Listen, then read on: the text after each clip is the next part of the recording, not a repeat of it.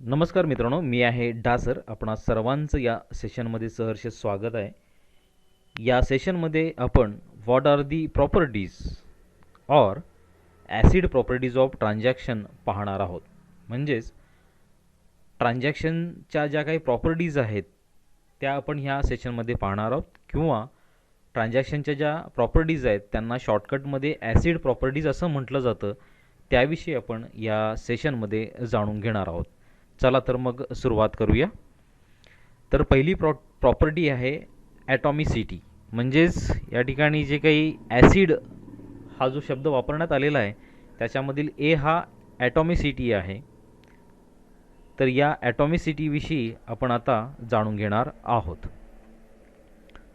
This property states that a transaction must be treated as an atomic unit, that is either all of its operations are executed or none. तर आपण transaction म्हणजे काय या टॉपिकमध्ये आपण already समजून घेतलेलं आहे की ट्रान्झॅक्शनच्या आतमध्ये मल्टिपल टास्क असतात आणि त्यामधील एक टास्क जर आपण विचारात घेतलं तर ते टास्क ॲटॉमिक असतं की ज्याचं फर्दर डिव्हायडेशन होत नाही.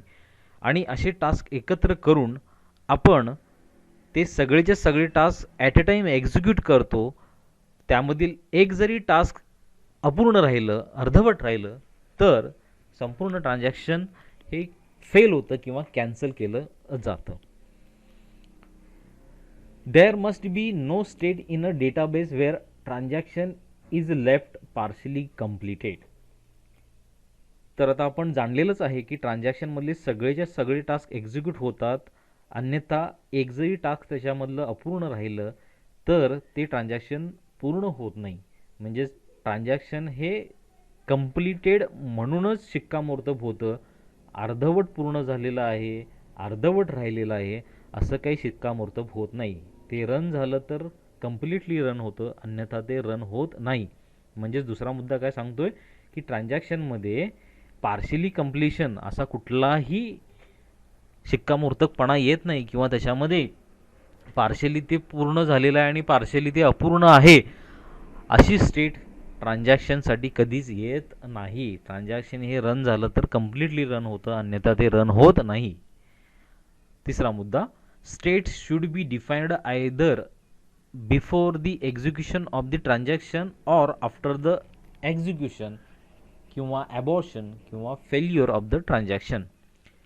तर ट्रान्झॅक्शनची स्टेट ही सुरू होण्याच्या अगोदरची स्टेट असू शकते, म्हणजे ट्रान्झॅक्शन सुरू होत आहे ही एक स्टेट असते, किंवा ट्रान्झॅक्शन पूर्ण झालेलं आहे, कम्प्लिटेड झालेलं आहे, एक्झिक्युटेड झालेलं आहे ही एक स्टेट असू शकते. बरोबर आहे. आणि ट्रान्झॅक्शन जर एक्झिक्यूट नाही झालं तर मग ती ॲबॉर्शनची स्टेट असू शकते किंवा फेल्युअरची स्टेट असू शकते. या स्टेटमध्ये आपणाला लक्षात आलं असेल की ट्रान्झॅक्शन एकतर कम्प्लिटेडची स्टेट असते, किंवा ट्रान्झॅक्शन एक फेल झालेलीची स्टेट असू शकते, किंवा ट्रान्झॅक्शन ॲबॉर्ट झालेलीची स्टेट असू शकते. पण पार्शियली ती कम्प्लिटेड आहे आणि पार्शियली ती शिल्लक आहे किंवा लेफ्ट आहे अशा पद्धतीची कुठलीही स्टेट असू शकत नाही. यालाच आपण ॲटॉमिसिटी असं म्हणतो. ॲसिडमधील जो काही सी आहे म्हणजेच कन्सिस्टन्सी आहे. कन्सिस्टन्सी काय सांगते ते पाहूया आपण. The database must remain in a consistent state after any transaction. डेटाबेसवरती एखादं ट्रान्झॅक्शन रन झालं तर मग डेटाबेस हा कन्सिस्टंट स्टेटमध्येच राहतो. ट्रान्झॅक्शन रन झाल्यानंतर डेटाबेस हा कन्सिस्टंट स्टेटमध्येच राहतो, त्याच्यामध्ये कोणताही अनकन्सिस्टंटपणा येत नाही. No transaction should have any adverse effect on the data residing in the database. म्हणजेच डेटाबेसमध्ये एखादं ट्रान्झॅक्शन आल्यानंतर ट्रान्झॅक्शन हा कन्सिस्टंट स्टेटमध्येच राहतो, त्याच्यामध्ये ॲडव्हर्स इफेक्ट होत नाही, अनकन्सिस्टंट डेटा तो निर्माण करत नाही, किंवा अनकन्सिस्टंट डेटा होईल अशा पद्धतीचं मॉडिफिकेशन त्याच्यामध्ये होत नाही. कन्सिस्टंट मॉडिफिकेशनच ट्रान्झॅक्शनच्या माध्यमातून झाले तर होतात, अन्यथा ते होत नाहीत. If database was in a consistent state before the execution of a transaction, it must remain consistent after the execution of the transaction as well. म्हणजेच ट्रान्झॅक्शन येण्यापूर्वी जसा डेटाबेस कन्सिस्टंट स्टेटमध्ये होता तसाच ट्रान्झॅक्शन येऊन गेल्यानंतरही देखील डेटाबेस हा कन्सिस्टंट स्टेटमध्येच राहणार आहे. या सर्व प्रकाराला आपण कन्सिस्टन्सी म्हणतो आणि ट्रान्झॅक्शनच्या माध्यमातून डेटाबेस हा कन्सिस्टंट स्टेटमध्ये असतो हे आपण या ठिकाणी अभ्यासलेलं आहे. ॲसिडमधील आय जो आहे तो आयसोलेशन दर्शवतो. तर आयसोलेशन काय ते आपण जाणून घेऊया. In a database system where more than one transaction are being executed simultaneously and in parallel, एका डेटाबेसवरती खूप सारे ट्रान्झॅक्शन मल्टिपल युजर्सद्वारा ॲट अ टाइम घडत असतात,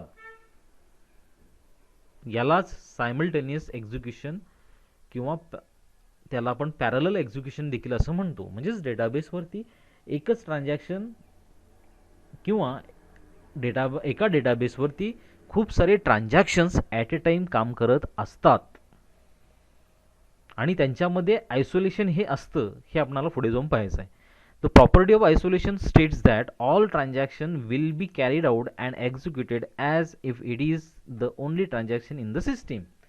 भले खूप सारे ट्रान्झॅक्शन जरी डेटाबेसवरती ॲट अ टाइम आले तरी देखील only one transaction at a time execute होतं. एक ट्रान्झॅक्शन पूर्ण झाल्यानंतर मग दुसरं ट्रान्झॅक्शन हाताळलं घेतलं जातं.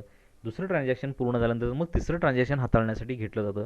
असं एक एक करत जी काही मल्टिपल ट्रान्झॅक्शन आलेली आहेत ती एक एक करत एक्झिक्यूट केली जातात आणि प्रत्येक हे जे आपण सेपरेटली जे ट्रान्झॅक्शन एक्झिक्यूट करत आहोत त्यामुळे आपणाला लक्षात येत असेल की पहिलं ट्रान्झॅक्शन आणि दुसरं ट्रान्झॅक्शन या दोघांच्यामध्ये आयसोलेशन असल्यामुळेच एक ट्रान्झॅक्शन झाल्यानंतरच मग दुसरं ट्रान्झॅक्शन एक्झिक्यूट होत आहे. हा त्याच्यामधला आयसोलेशनचा भाग आहे. No transaction will affect the existence of any other transaction. आयसोलेशनमुळे काय होतं, एक ट्रान्झॅक्शन कम्प्लिटली एक्झिक्यूट होतं आणि मगच दुसरं ट्रान्झॅक्शन एक्झिक्यूट करण्यासाठी घेतलं जातं. आयसोलेशन असल्यामुळेच एक ट्रान्झॅक्शन हे पूर्णतः कम्प्लीट एक्झिक्यूट होतं आणि मग ते पूर्ण झाल्यानंतरच दुसरं ट्रान्झॅक्शन रन करण्यासाठी घेतलं जातं. एक ट्रान्झॅक्शन हे दुसऱ्या ट्रान्झॅक्शनवरती इम्पॅक्ट करत नाही कारण की दोन ट्रान्झॅक्शनच्या मध्ये कोण असणार आहे, आयसोलेशन असणार आहे. सो आयसोलेशन कळालं. पुन्हा मी इन समरी सांगतोय की मल्टिपल ट्रान्झॅक्शन हे डेटाबेसवरती ॲट अ टाइम जरी आले तरी आयसोलेशनमुळे इंडिव्हिज्युअली एक एक ट्रान्झॅक्शन हे एक्झिक्यूट होणार आहे आणि एक ट्रान्झॅक्शन हे दुसऱ्या ट्रान्झॅक्शनवरती इम्पॅक्ट करणार नाही आहे कारण की दोन ट्रान्झॅक्शनच्या मध्ये काय असणार आहे, आयसोलेशन असणार आहे. त्याच्यानंतर आहे डी, ॲसिडमधील D, that is durability. The database should be durable enough to hold all its latest updates even if the system fails or restart. Transaction चालू असताना जर सिस्टीम फेल गेली तर ट्रान्झॅक्शनमध्ये ज्या उर्वरित राहिलेल्या ज्या स्टेजेस आहेत त्या उर्वरित स्टेजेस काय केल्या जातात, रिस्टार्ट केल्या जातात किंवा उर्वरित स्टेजेस ह्या पूर्ण करून घेतल्या जातात. आपण ह्या पहिल्या पॉईंटसाठी एक एक्झाम्पल घेऊया.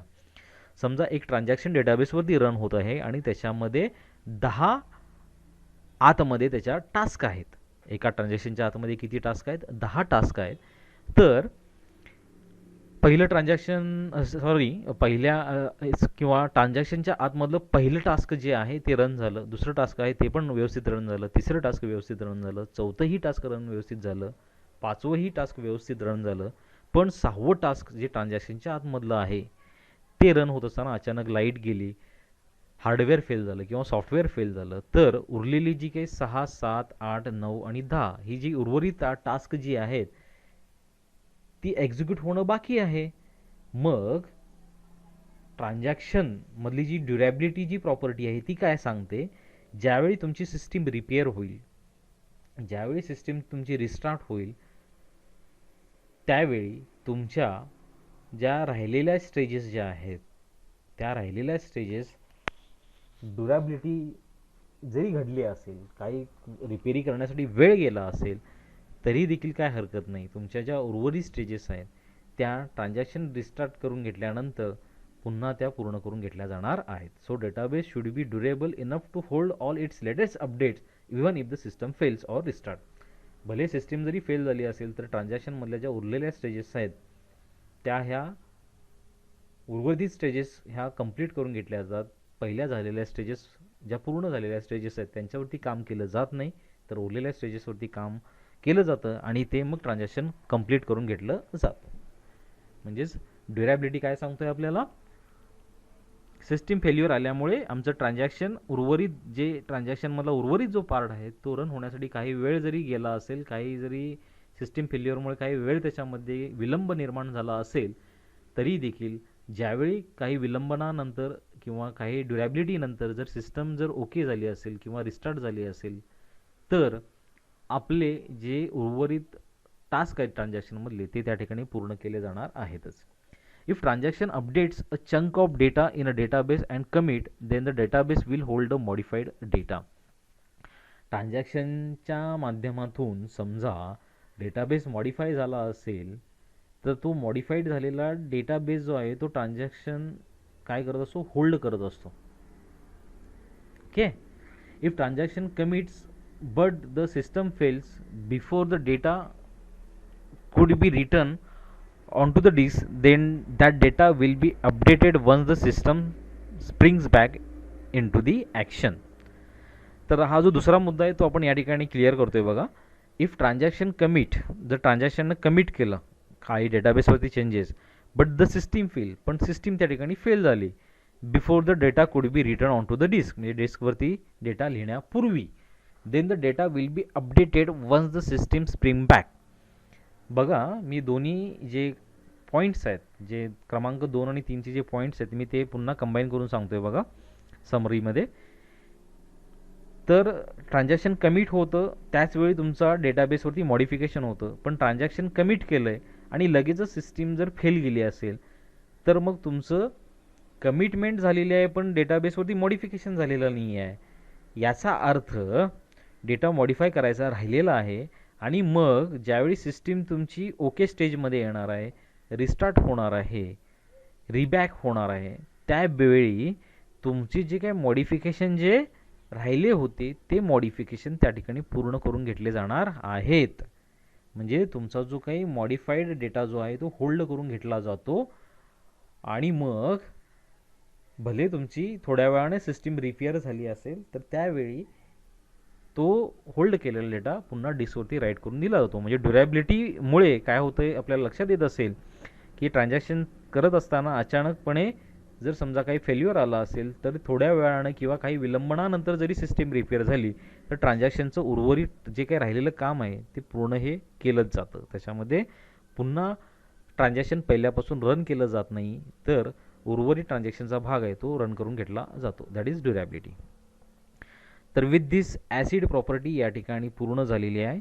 मी आशा करतो की तुम्हाला ट्रान्झॅक्शनच्या प्रॉपर्टीज म्हणजेच ॲसिड प्रॉपर्टीज या ठिकाणी निश्चितच समजल्या असतील. जर तुम्हाला त्याच्यामध्ये काही शंका असेल तर मला निश्चित कमेंट करा, मी तुम्हाला प्रतिसाद देईन. तोपर्यंत धन्यवाद.